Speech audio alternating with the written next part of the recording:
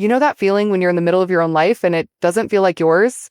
The relationship you stay in because leaving would require an explanation you don't have the energy to give. The version of yourself you present so consistently that you can't remember when you started performing her.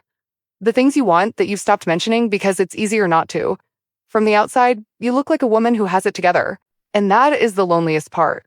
Because no one sees the quiet exhaustion of maintaining something you're not sure you chose. The constant calculation underneath everything: if I say this, they'll think that.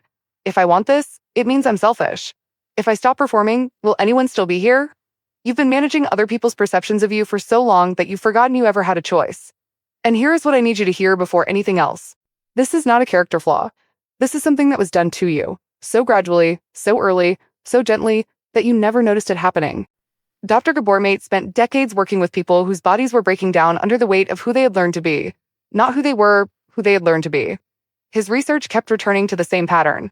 People who had, from very early in their lives, made an unconscious decision, not a conscious one, not a deliberate one, but a survival decision that being authentically themselves was less safe than being whoever the people around them needed them to be. He called this the adaptive self, the version of a person that emerges not from genuine character, but from the conditions of their early environment. Built not from the inside out, but from the outside in. Built from what was rewarded, from what created approval, from what kept the peace.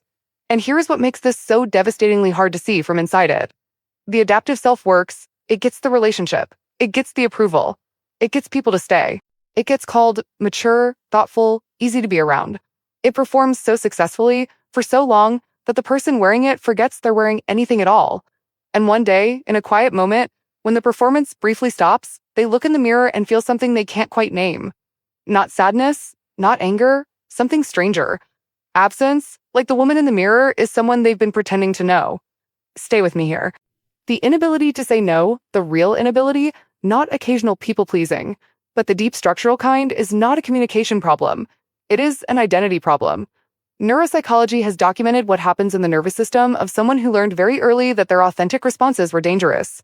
When a request arrives that they don't want to fulfill, the threat detection system activates. Not dramatically, quietly. Below the level of conscious thought, the nervous system registers. If I say no, I lose safety. I lose belonging. I lose love. And in milliseconds before conscious choice is formed, the yes is already on its way. Not from weakness.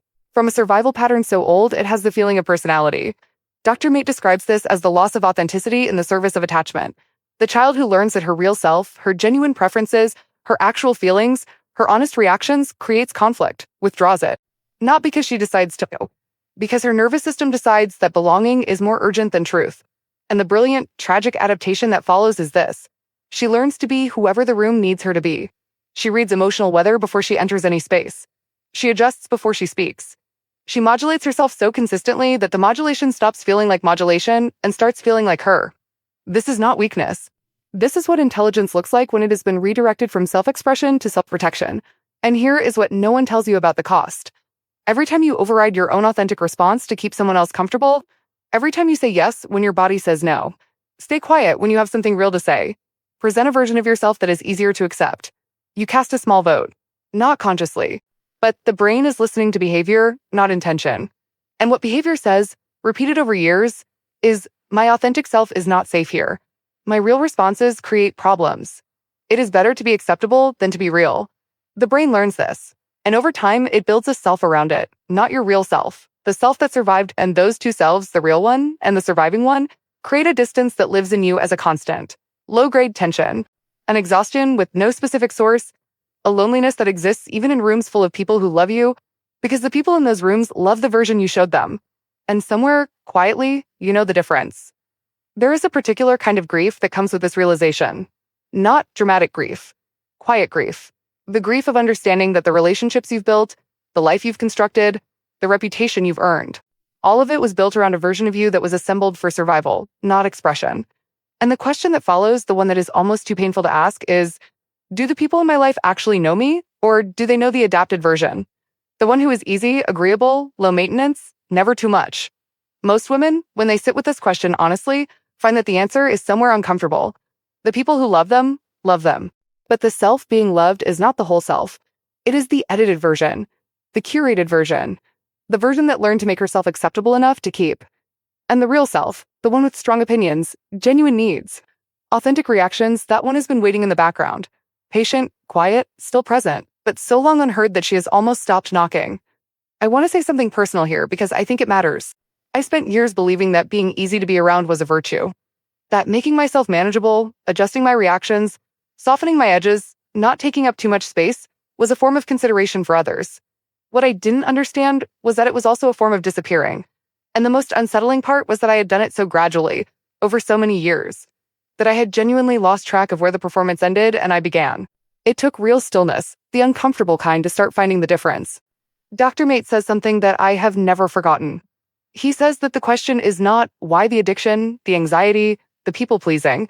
The question is, what pain did this pattern originally protect you from? Because adaptive patterns don't form for no reason. They form because at some point, being yourself felt genuinely dangerous. And the protection that was necessary then, the softening, the adjusting, the becoming what was needed got carried forward into a life where the original danger is long gone. But the pattern remains running automatically, protecting you from a threat that no longer exists. In the same way that scar tissue forms over a wound, necessary in the moment, but rigid in the long run. The adapted self forms around an old pain and eventually becomes the thing that limits you.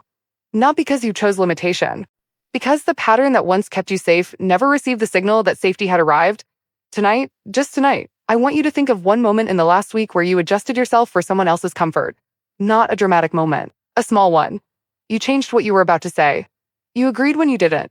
You made yourself smaller in a room where you had every right to take up space. Just one moment.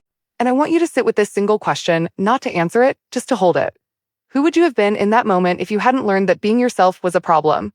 The self you abandoned didn't leave. She just learned to wait, and she has been waiting quietly, patiently, for you to remember that she was never the problem. If this reached you in some way, stay close. Subscribe. We're in this together.